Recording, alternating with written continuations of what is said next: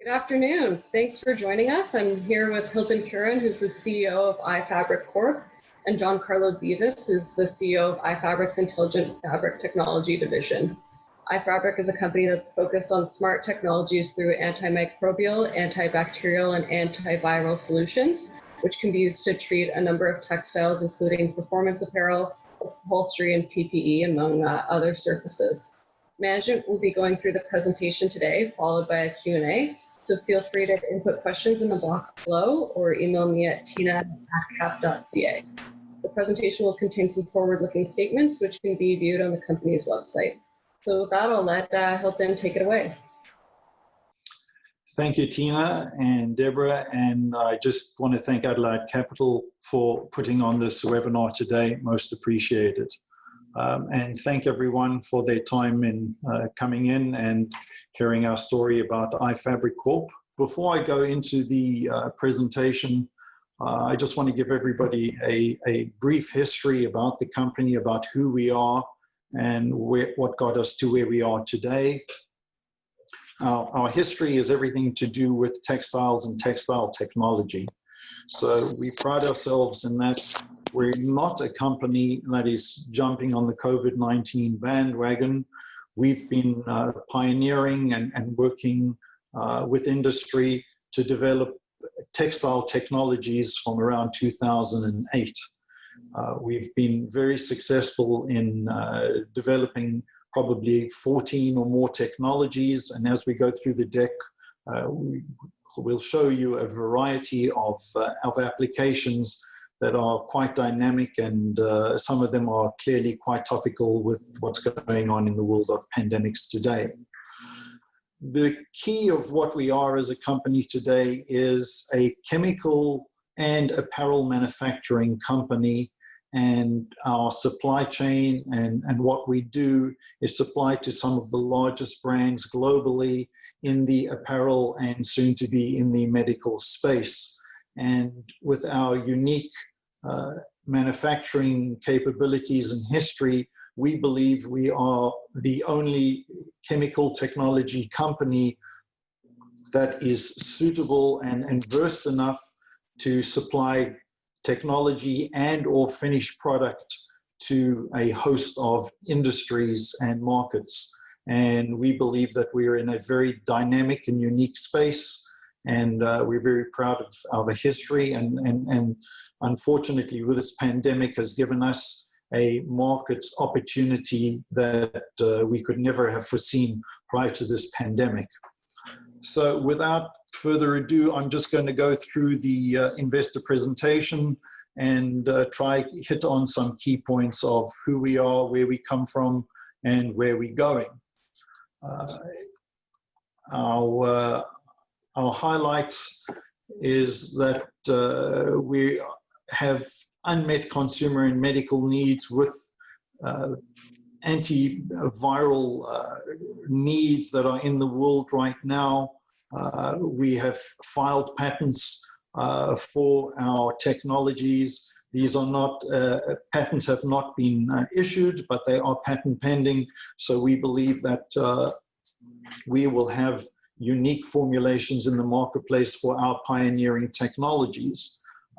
Every test that we've done in our antiviral testing and antibacterial for that matter is always done by global third-party laboratories. We do not do any in-house laboratories. A lot of our competition find technologies, they find testing that is a good way of to give them a marketing story. We have absolutely invited our customer base to do independent testing, and that's why we believe that in our space we are number one in what we believe are global technologies against antiviral challenges to the world right now.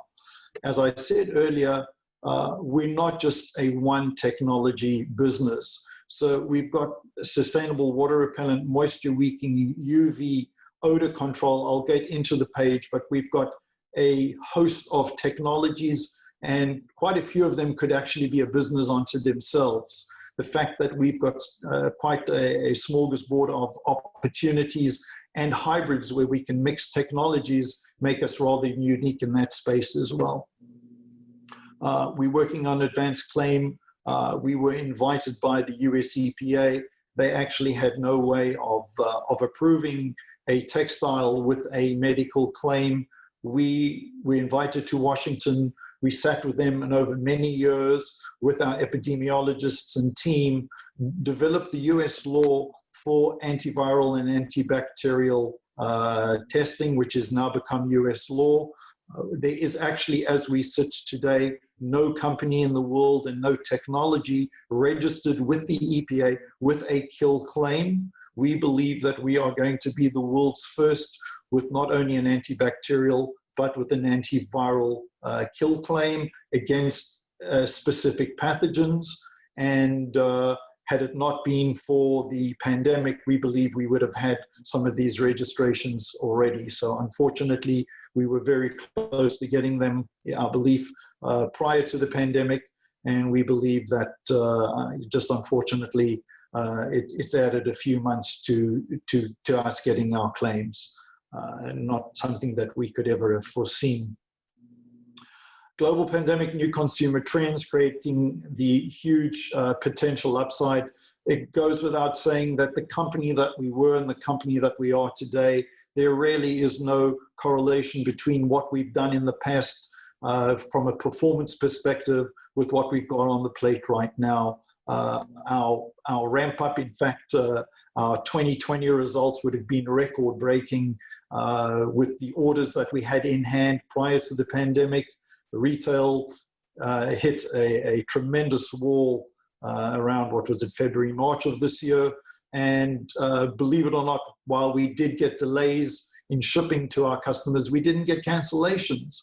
Not only did we not get cancellations, but a lot of our bigger retailers turning to online sales with our products have actually had record sales. So we've actually had increases in orders. So going into the end of 2020 and into 21, we've actually got a bigger order book. And in light of what's happened in the world, truly impressive that every single program that we've put in at retail has either been renewed or renewed and grown. So these are really a feather in our cap of what we've been able to achieve. Major brand partnership. Under Armour, charismatic brands, Lululemon, Walmart, Target, the North Face, which is part of the VF Corp, are clearly our top-end partners. We've worked with these companies for many, many years, and we believe that with that level of customer base to grow on, we've got years and years of growth potential with them. They really see us as their technology partners, and we really have a wonderful relationship with product development and the production teams in all these brands. Management, aligned management ownership is over 75% of the company. The next blurb is just our major internal board members. Jason Gray has been with the company from day one. He is a VP analyst for the Cancer Care of Ontario. He has been the previous director of the communicable diseases for the Public Health of Ontario. He has been our leading epidemiologist and has really overseen every single test and development for the company. And he's always available to investors and to our customers to really explain our technologies and help give better color from a science perspective of what we've been able to achieve. Our board of directors, we have Dr. Mark Cochran, who is the executive director of the Johns Hopkins facility in Baltimore, Maryland, and the rest of our board of directors. The top three are external members and the bottom three are us internal who are on this webinar today. Capital structure, haven't looked at the share price today, maybe I should have. I know it's around the $5 mark. Have been as high as 7 in the not too distant past.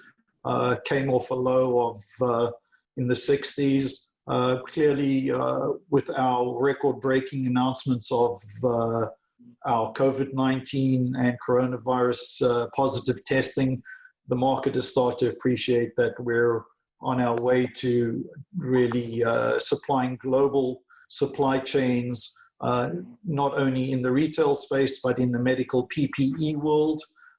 We will be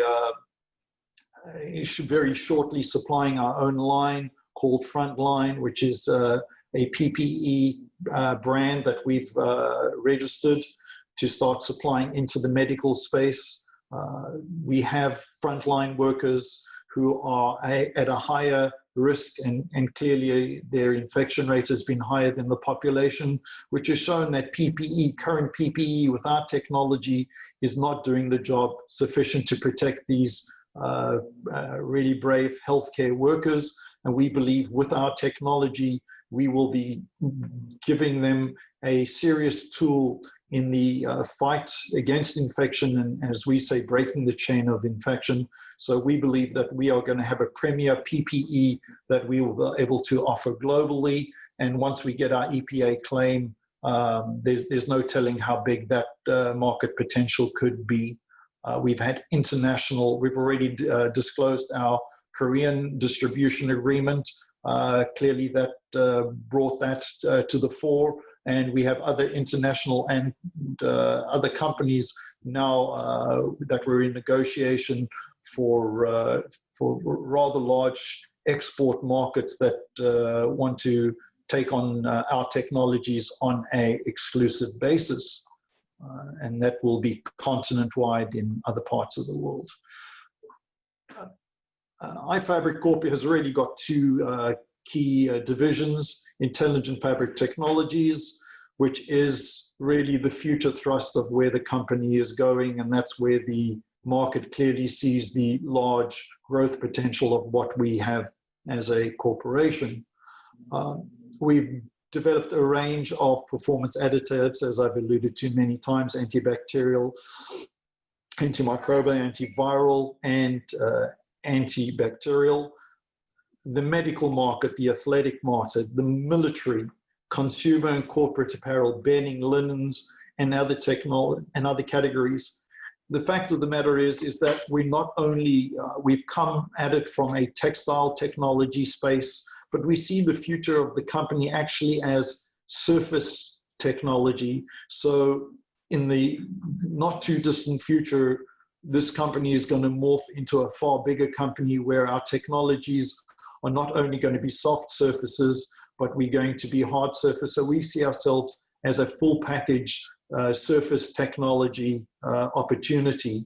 A lot of the cleaning materials that are available and solutions that are available today are disinfectants that can kill for the moment, but have no durability or what's called latent efficacy. And that's truly what we are about. We're about putting technologies into surfaces that have durability and long-term efficacy. So cleaning a surface for somebody to touch and contaminate 30 seconds later is no form of protection as we see it in the world today. So that's clearly, we believe we are game changers, and we believe that we are going to be pioneering more and more technologies that are going to be game changers in a lot of serious markets. Lab testing has confirmed Protex 2 solution efficacy against COVID-19, coronavirus, MRSA, Staph, Colostrum difficile, VRE, E. coli, norovirus, and H1N1, and influenza A and B. Those are primarily, you've got viruses and bacteria in that. We are not a company that just says we're antiviral, antibacterial, or as you can buy a bar of soap and it says it's antibacterial. We are very pathogen specific, and we really are very focused in which pathogens we work with. And some of the most viral HAIs, or hospital-acquired infections, are what we work against, and we're proud that some of the harder pathogens to address, our technologies have been very successful in showing testing efficacy against them.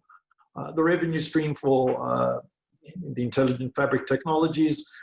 Our manufacturing private label apparel has been probably the largest growth area of late, and we see that growing exponentially and multiplying by 100%, if not more, for the next couple of years. And that would have been a record year to this year alone. The opportunities in that space are truly global, and we really are very excited that as a technology company with our apparel manufacturing expertise, that is a really unique opportunity of who we are as a company. Review Stream 3, we're launching our own brands. We're going to be launching our own masks. We're going to be doing PPE. We're going to be launching our own underwear brands under our own labels, brands online. And in addition to all the private label opportunities that we have, we believe that this company is going to be really dynamic in a number of areas. So very exciting next few months coming up. On the Coconut Grove side, that has really been the history of the company, of where we started 20 plus years ago. Coconut Grove has always been a high-end design, about design and functionality.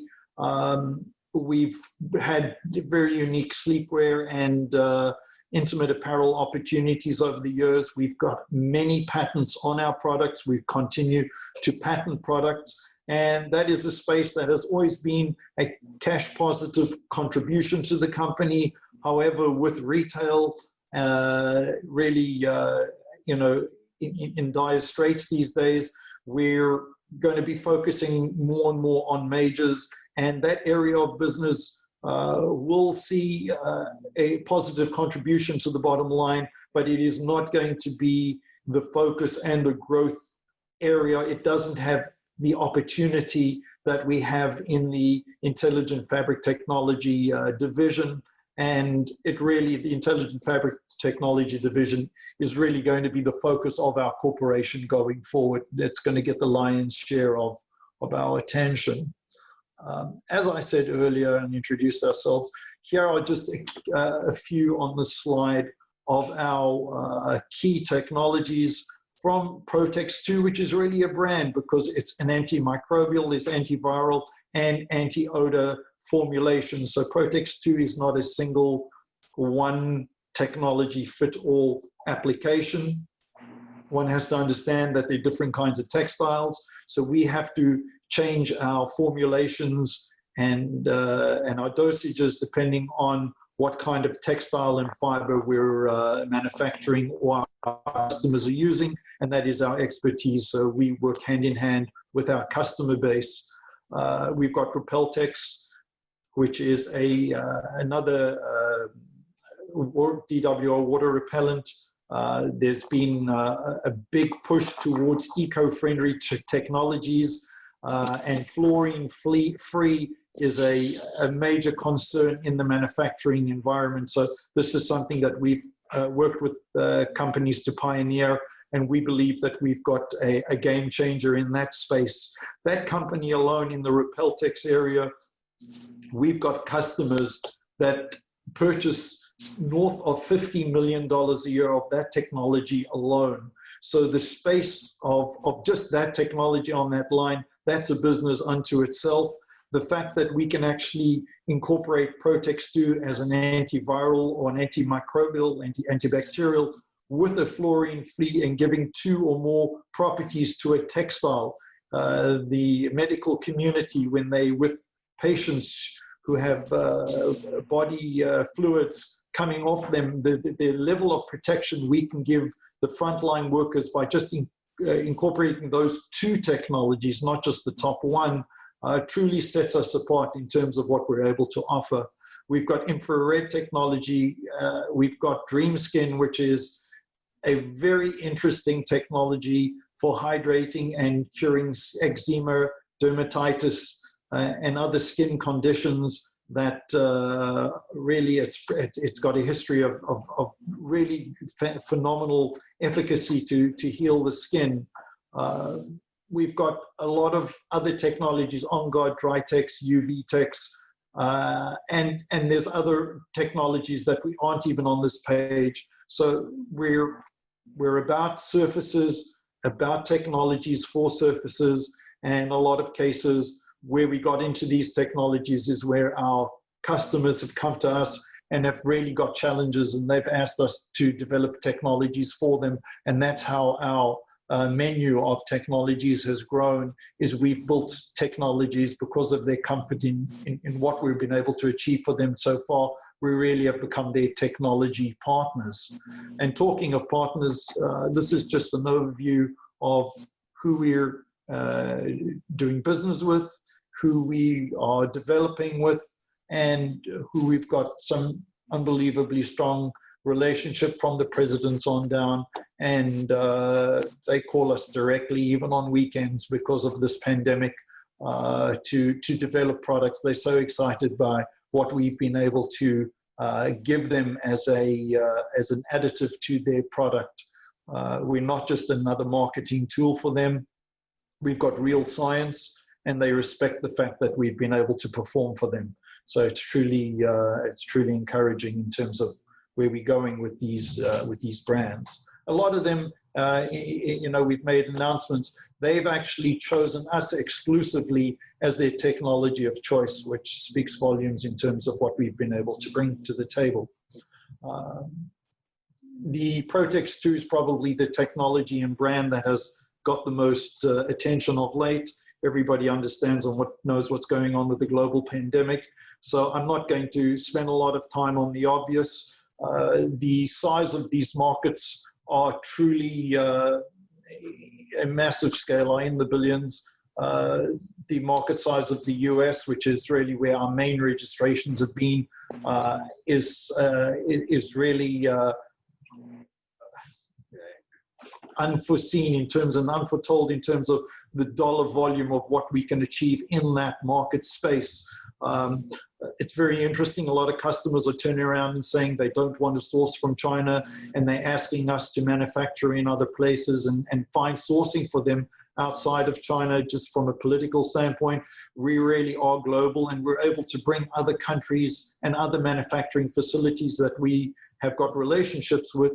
So while whether people like it or not, the predominance of manufacturing is still done in China. We are all over Asia. We're in South America. And believe it or not, we're even doing a project in Canada to manufacture PPE in Canada for the North American market. So we believe that we're going to be bringing our technology to North America and manufacturing it in North America, which we're excited about that opportunity as well. Healthcare-associated infection, HAIs, these are truly a problem that's been around for a long time. The fact that we've been speaking about it since 2008, and it took a pandemic for people to really realize that what we were working on was and is a global problem. This antiviral pathogen is only one. One reads medical articles where the community is saying that it's really bacteria, not the virus, that is the longer, bigger medical problem in the globe going forward. And really, a lot of what we've developed is antibacterial efficacy in our textile technology. So we believe that we are truly a unique company to have class-leading technologies in both the antiviral and the antibacterial space. And that's something that shouldn't be taken lightly. 60% of standard medical uniforms are contained with up to 4 potentially infectious bacteria. Besides medical uniforms, you've got in North America the separation curtains in hospitals. Probably never cleaned. If they are cleaned, they clean once every 6 months, once a year, if we're lucky. So we believe that the infection rate in hospitals and the recurring infection rate in hospitals is truly off the charts, and we believe that we are a protocol-free way of assisting in a truly global problem and helping solve or at least break the chain of infection to some extent. We're certainly not the only part of the solution. 100,000 deaths that should be in the USA alone from these infections. Truly, nobody really knows the numbers because HAIs are not always a direct thing. People die from other things, but caused initially from HAIs. So who really knows what the true number is in terms of hospital infections that causes death on a global basis? I believe that number to be far higher. Consumer desire, the consumer desire for sustainable controlled odor protection that allowed for more wear and less washing. This is just where a lot of our technologies are eco-friendly. So while efficacy is the primary objective of these technologies, a lot of our competitors' technology from the 1950s is actually, Europe is ahead of North America in banning technologies that are the affluent downstream of manufacturing facilities, the damage caused to the rivers and water systems.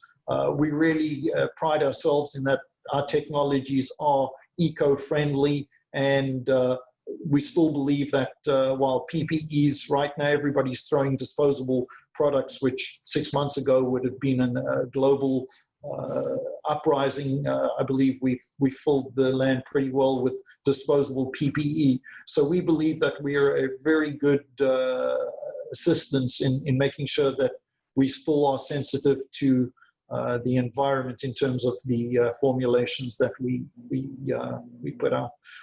I think I've covered everything. There are just a host from healthcare to hospitality to food services, athleisure, sportswear, in the military, the applications we have. If there's a surface you can touch, paints, paper, besides textiles, we've got carpeting. There's literally isn't a surface that we don't believe that we can assist the shoe industry. We've already helped them with their polyurethanes. So we really are dynamic in terms of the surfaces and the different applications that we can bring to manufacturing. This I've really covered. It's just a repeater. We're the world's first antiviral technology proven to be greater than 99.9% COVID-19 in 10 minutes. We did it not only for 10 minutes, but we did it for up to 24 hours. So there's not only initial kill, but there is long-term durability to kill. So it really is a unique technology in that there is durability to the kill. We believe we've got an effective medical grade solution for reducing the spread of nosocomial infections on soft and hard surfaces, which I touched on earlier. We believe that we'll be the world's first antimicrobial, antiviral, and antibacterial, for that matter, technology that will be registered in the US EPA, and that is something that we're rather proud of. We've covered that we are third-party certified, and our testing that we've shown the efficacy, that's a repeat. We are, and we would have conducted clinical trials in the US to show the Protex 2 efficacy and what it's able to do in a real world scenario. However, with the pandemic, we've put that on hold. We believe that to really show the efficacy of our technology, we need to go back to real world, and probably not the level of cleaning that the world is seeing right now. And who knows what what the regimes and protocols are going to be in medical communities going forward. But we're going to show them with these clinical trials how we're able to assist in the fight against infections. We do already have our solutions already used by the largest scrub manufacturer in the United States. We have a wonderful relationship with them, and there's a lot of future development work that we're proud that they're working on with us. As I mentioned earlier, we've registered our own brand under it, and we will be developing products with that in the apparel space and offering it online as a true development going forward that apparel will have technology in it and be able to offer a level of protection in the community at large. The margins on this, by going from manufacturing ourselves to the retail, gives us a really healthy and very attractive margin, and we look forward to growing that space. Not only are we going to be doing the athletic, but as I said, our frontline PPE will be coming out in the not too distant future in the next few months, and we believe we will be the world's first PPE with technology in it, and I look forward to the market really appreciating what we're bringing to the table. Market opportunities from a poor performance apparel. I'm not going to spend a lot of time on these numbers. We've got medical apparel, we've got the medical and home textile market. I've mentioned above, the size of these markets are truly off the charts in terms of the billions globally that these markets are available to. We get our percentage of these markets, and anybody can understand, if one looks on this right-hand side, the level of applications that we're able to apply our technologies to, whether it's technology, whether it's fabric, or supplying a finished product, which we're capable of supplying all three, even including bedding and linens, which we have done in the past and will continue to grow that part of the business. The size of the commercial opportunities are going to take what's a $15–20 million business today, north of $50 and $100 million, without much of a stretch. In 2–3 years, we see ourselves well into those kind of numbers. Coconut Grove has been our intimate business and the cash cow that has allowed us to get into the technology space. We do have unique and patented products there, and we've had a long relationship with Maidenform, who we have an exclusive license with. Amazon, Walmart, and Kohl's are clearly the cornerstone and the predominance of the business that we do in that market. We've got projections that we believe are more than achievable. And just looking on the left-hand side, where we've been at 15 and even dropped by design to 10 million, where we got rid of a lot of non-performing products and areas of the business, especially in the lingerie space, as we reprofiled the business towards the medical space. 2020 would have been more like 20 had the pandemic not happened. 29, we believe, is a very comfortable projection for us going forward, and one can see going forward what we believe is what we want to achieve going forward with our unique offerings and technologies in the market space. We've historically run an EBITDA of somewhere in the 15%. We've probably dropped to the 10–12% of late due to pandemic costs and slowdown in certain key areas. We see that EBITDA going back to 14, 15, 16 as we go forward with efficiency and economy of scale and purchasing with what we're going to be able to achieve in the future. So we believe that we're going to have a rather healthy bottom line to our company going forward. Just to recap our EPA advanced claims, that is really what we're most proud of, and that's really going to be the driver.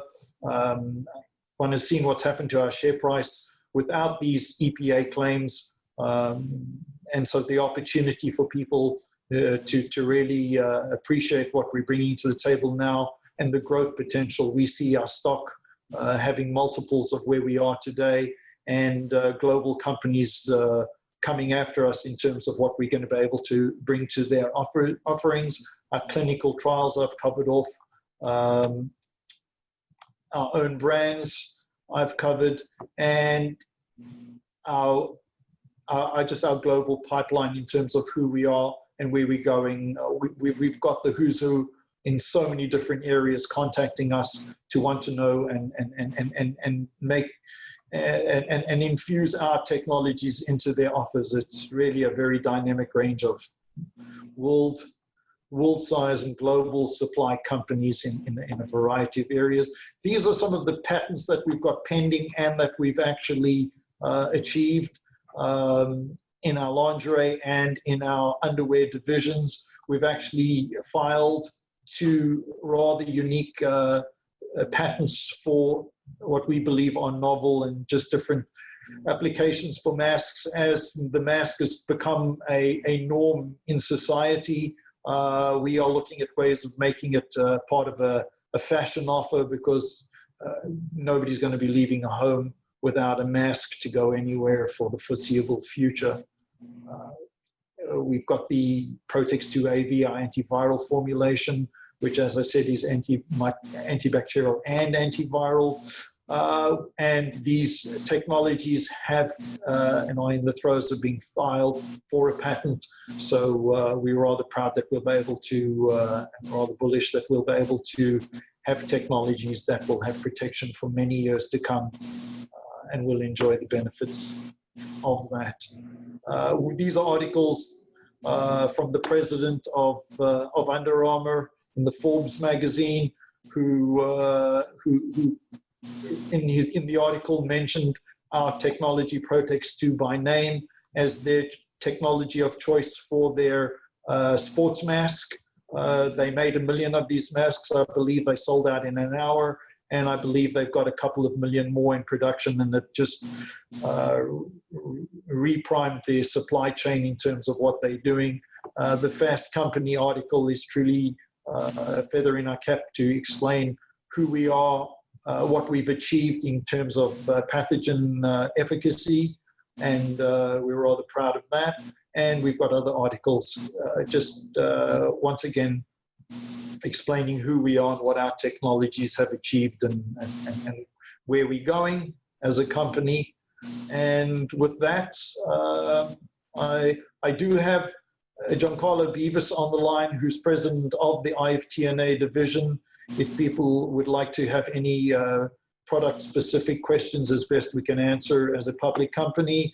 And we also have Hilton Price. Yes, we're a company with 2 Hiltons, and Hilton Price is our CFO, and both Giancarlo and Hilton Price are board members. So feel free to ask us any questions.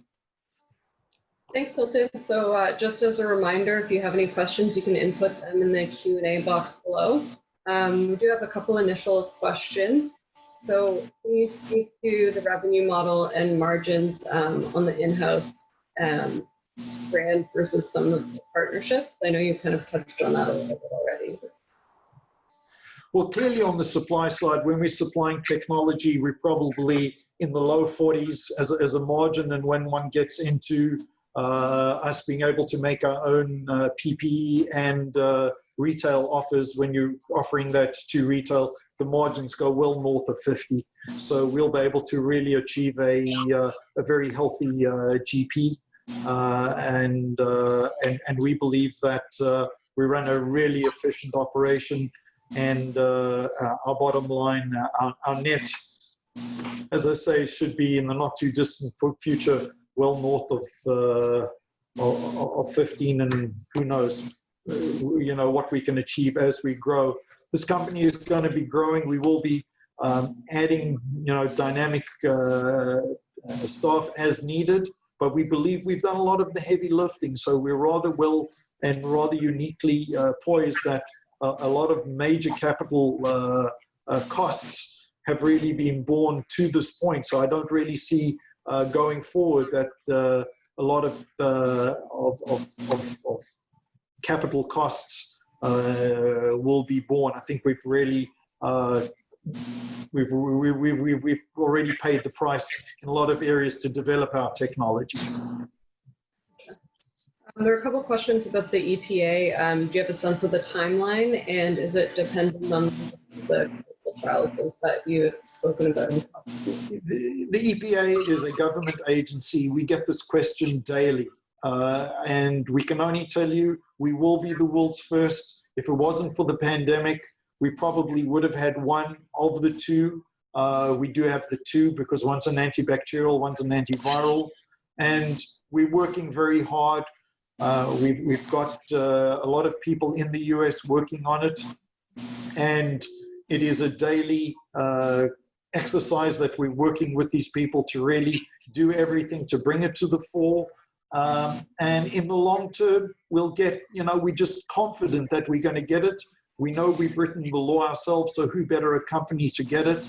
We've done the final submission, so the filings have been done.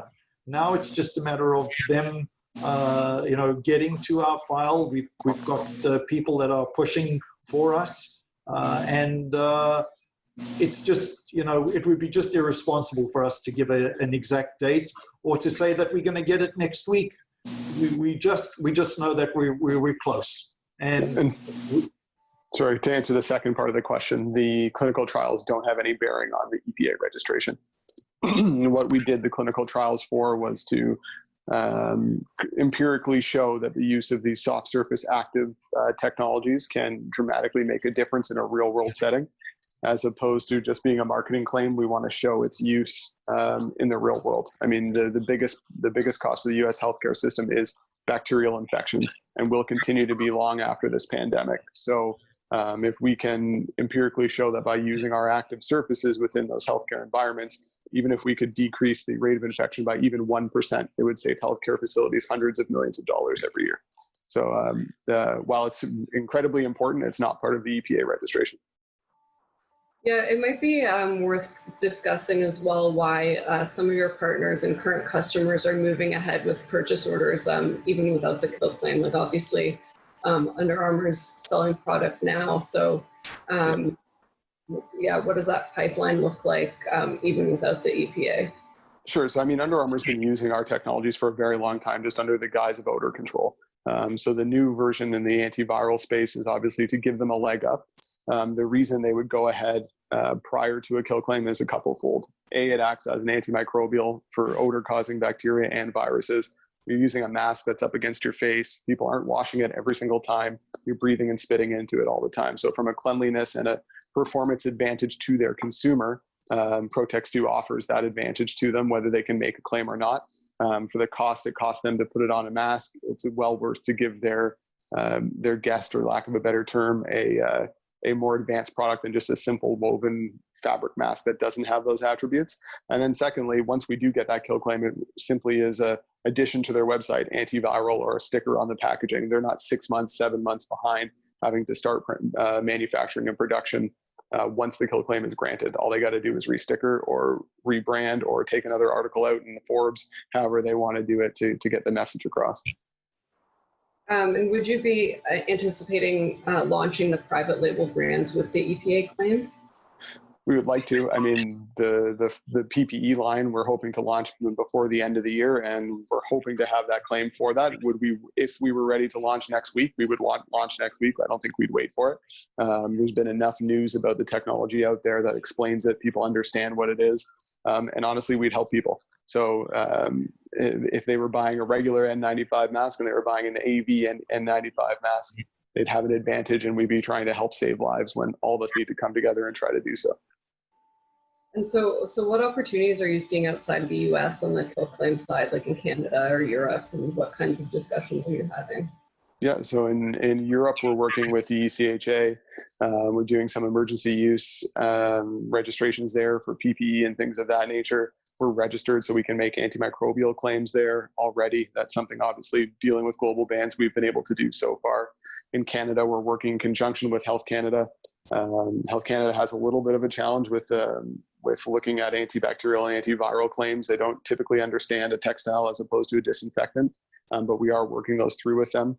It's an advantage and a disadvantage. Obviously, the timing is a disadvantage, but the fact that we will be the guys, as we were in the US, to educate, I guess, I hate to say that, but to bring a sense of reality to the regulatory system within Canada and say, look, whatever we were doing before isn't enough. These active surfaces are the future, and we need to figure out a responsible way to register them and get them into people's hands to protect themselves. And so as you're ramping up with some of these customers, there's been some, I guess, supply chain shortages with PPE materials. Is this a concern for you, or do you expect this to be a concern as the company grows? No, so we've been lucky enough to have some partners in the PPE space in China as customers in the past. has close relationship with our offices over there. And they will be at least one of them will be exclusively manufacturing our products for us. So we don't see any supply chain shortages whatsoever. It should be a good problem for us to have if we sell out everything we can make. So. And you touched on a distribution agreement in South Korea. Are you working on any other distribution agreements in other geographies? We are working on some other agreements. Obviously, nothing's been publicly released as of this time, so we can't really touch on too much of it. But there's been interest globally from everybody. I don't know that we're prepared to give away very many more markets because we don't want to just give it to someone else to benefit from. But there will be a few key strategic areas that we want to sign contracts with that they may get to faster or they may have an inside track to. In terms of the contracts and purchase orders that you've signed, are you able to give some color on the amount of testing that your partners have done prior to signing purchase orders? A lot of the time we do a whole host of testing. I mean, it's very interesting because it's not that they sign a contract. So for example, for Under Armour, we supply them, they're one of the companies who took our technology and tested against 200 other market available antimicrobials. We finished out on top. This was prior to COVID. This was just as an odor control technology. They've reviewed all of our external third-party testing. We don't do anything in-house. So there's not really any question about the accuracy of the testing or if it's done to a proper standard for North America or for a regulatory perspective. So they lean on our testing, and then some brands do their own testing. Some brands like to use their own test methods. Some of them look to us to give them guidance. In terms of the competitive space, it seems like there's competitors who are using copper, silver, or even zinc as antimicrobials. So I'm wondering how IFA's technology is different, and can you speak to the efficacy of the different metals? Sure. So copper and silver are obviously the popular ones out there right now for face masks. The problem with them, they're heavy metals. You're putting it against your face and you're breathing it in all the time. You have hot, moist air that's going against the fabric, causing it to leach off, break off into your stream. Copper and silver have had a long history of respiratory problems. So we're already dealing with a respiratory virus. Do we really want to complicate the matter or confuse the matter by breathing in heavy metals that could possibly complicate or confuse the issue? Also, silver is not overly antimicrobial unless it's fully hydrated. So unless it's in a moist state, unless your mask is soaking wet, the outside portion of it isn't antibacterial. So anything that's coming in contact with the outer portion of it is not getting killed. And then obviously the environmental impacts of those kinds of heavy metals. Copper is extremely antiviral. It has its uses, but as you've seen over the years, there's been huge environmental restrictions on it. Silver is being restricted in European states. Sweden has banned silver topical treatments going forward. Finland's going to be the next one. Typically, the states kind of fall in line there. So there's a whole host of other environmental issues with it. Cost. Copper is expensive. So is silver. It can make things that we could treat for a reasonable expectation be 4, 5, 6 times the cost if you did it with copper and silver, and we have a better efficacy rate. So it's not something we've ever believed in. And then zinc, from an antimicrobial perspective, zinc is a good product. There's different forms of zinc out there. From an antiviral standpoint, zinc is not antiviral. So they wouldn't be able to make any kinds of antiviral claims. And I think that standard off-the-shelf zincs will have a hard time getting any kind of public health claim, just the same way a copper and a silver technology would. So there's a question from the audience about if you get this kill claim, how much are you anticipating spending on marketing and promotion? You know what? It's a good question. We will certainly spend our pretty penny on the marketing, but the beauty of it is that it's not necessarily us that has to. Because we have global brands. If you don't think Under Armour is going to be shouting from every television channel and every news article they can get that they have a kill claim against specific pathogens or have an antiviral claim on their mask. Same goes with the North Face. Charismatic Brands is the largest scrub manufacturer in North America. This is huge for them. It's what they've been waiting for. They signed up with us probably about 4 years ago in anticipation that we'd even get an antibacterial claim. Now that we've added an antiviral claim to the portfolio, they're creating 15 new lines in anticipation of having this claim available to them. So it'll be a conjunction of what we do and what all of these global brands do that have a huge marketing budget that would trump anything that we could throw out there. So you already have relationships with charismatic brands, the North Face, Lululemon, Under Armour. How much of the pipeline is coming from these current customers versus new demand from new customers? There's certainly exponential growth within all of our current customers, not just those guys mentioned, the Walmarts of the world, the Targets of the world. Those guys are huge volume, huge revenue drivers for us, and the anticipated increase will be quite large. But at the same time, guys who wouldn't give us the time of day maybe 5-6 years ago have come running back and screaming at us to get the technology as quickly as they can. When we were talking to healthcare facilities maybe 4 years ago, yes, they saw the value, but that's why we wanted to go and do those clinical trials to show the empirical value. Now we're talking about making antiviral yoga pants. It's a new day. People understand it. People get it. People are scared. They're looking for anything they can to provide any kind of level of protection they can to make them just feel safer. Obviously, Protex 2 is kind of the flagship technology in IFNA, but it seems like there's a lot of good opportunities with water repellent technology, your UV technology, and DreamSkin.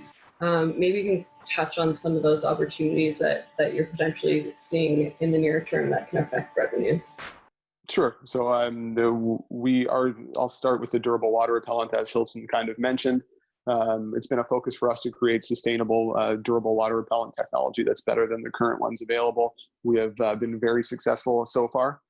With one of our major brands, we are in the final throes of hopefully becoming their specified durable water repellent. And these brands use this for jackets and all kinds of things of that nature that can run in the hundreds of millions of yards per year worth of treated fabric. If we win that contract, obviously it's a gigantic revenue win for us. And us having the most sustainable, longest lasting, most efficacious durable water repellent is obviously something that every brand in North America is looking for. Pre-pandemic, the biggest catchphrase in the market of apparel was sustainability. Whether that's a catchphrase or a marketing term or the real thing, for us it was the real thing, and we really took it to heart and tried to give a sustainability impact to everything we did, including that water repellent. So we expect that to be large once we kind of come out of this pandemic. DreamSkin's an amazing technology. It can be used as a medical device. It can be used in loungewear. It can be used in sportswear, all over the place. It actually could be a business on its own. At the beginning, at our inception, we did have a medical device license for Canada for DreamSkin. At the time, it was before we went public. It was right at the beginning. We just didn't have the bandwidth to focus on it because the lower hanging fruit was Protex. But that can be an amazing product, and we'd like to revisit that, not only as a skin moisturization and dermatitis treatment, but it can be combined with Protex 2 and things like burn wound care and all kinds of wound care. So there's huge potential there as well. Okay, great. So we don't have any more questions currently. Maybe we should just go through the kind of catalysts in the next 6 to 12 months before we wrap it up. Sure. I mean, obviously, we're looking to those EPA registrations. Those will be a massive catalyst for us. As Hilton alluded to, we want to get into the clinical trials. The hospitals are now starting to contact us. So it's with 2 major hospital groups. One of them is the 3rd largest in the U.S. They're contacting us now to try and get us back into the table to be able to run these clinical trials sooner rather than later. We're slightly thinking about delaying it because, as Hilton mentioned, we want normal, everyday hospital cleaning environments. We don't want the COVID cleaning environment where someone's running around with a disinfectant and mop after every single person that walks through the door. We want it when everything goes back to normal, or whatever this new normal looks like, and things become a little bit more lax. So that's something that'll be another major catalyst. Obviously, this perspective with the durable water repellent will be something large for us. The launch of Under It and the launch of Frontline. We anticipate those being great revenue drivers coming in the near term. Lines are almost finalized for a spring 21 launch of Under It is what we're hopeful to do. The first 3 or 4 items will be available for the Frontline project, hopefully coming here by the end of the year. Yeah, thanks. Sounds like you guys are going to have a pretty big year ahead. So I'm looking forward to seeing what's in store for iFabric. Thank you both, Hiltons and Giancarlo, for being here. Again, if you want to follow up or have any questions, you can feel free to email me at tina@cap.ca. And thanks again. Have a good one. Wonderful, guys. Thank you. Good day, everyone.